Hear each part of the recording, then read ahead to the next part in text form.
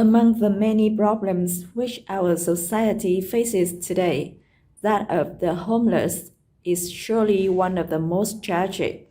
Today we have with us in the studio Mrs. Mary Graham, director of a private charity here in London, who can explain some of the problems involved and what can be done about them. Mrs. Graham, what sort of people are the homeless? All kinds, really. People usually think of the homeless as scruffy and dirty, but that's not the case at all. Some people have no home because they couldn't afford to repay the bank loan and their home was taken away from them. Others can't find a place to live because they haven't got a job, and can't find a job because they haven't got a permanent address. Then there are those who simply can't face the responsibility of running a home, paying the bills, keeping it clean. Are there more homeless men than women? Generally, yes. Men don't.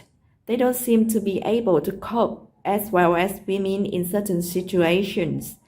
You know, if their marriages break up or if they live with an aged parent who dies, they can't adapt to newly acquired loneliness. They often sell their homes and wander around the country from place to place. Sometimes they find friendship and comfort within the homeless community. They do tend to support each other. And are there more homeless in the town or in the country? There are some homeless in the country, but the majority are in towns, mainly big cities. Here you can be more anonymous than in the country. And of course, the high cost of accommodation in cities forces people onto the streets. You know, even some young people who have jobs can't afford the high rents and so they live on the streets. Really? But how can they hold down jobs if they sleep on the streets? Difficult to believe, isn't it? They live on cheap fast food and go to public toilets to wash before going to work. At weekends, they spend their time in public places like libraries. And they be the last to leave the office at night. They appear to be keen to work, but really they want to stay in a comfortable place for as long as possible. Very sad. Is there any such thing as homeless children? Unfortunately, yes. You see, many landlords object to renting accommodation to families with children. To them, children are just noisy little people who can cause a lot of damage. If the parents can't afford a hotel or guest house, the children end up with them on the streets.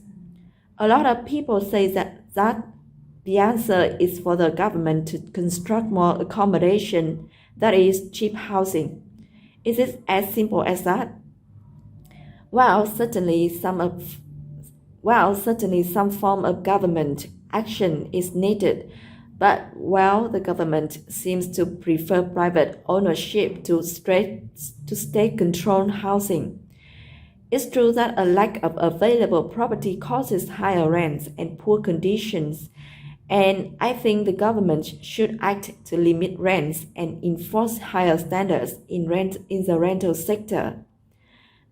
Finally, may I ask what your charity does to help the homeless? Not as much as we like to, but of course our funds are limited by the contributions we receive, and not everyone can afford to be generous. We have some shelters where at the end of every day, we hand out a bite to eat, something warm and filling. At least that's one thing we can do for them on a daily basis.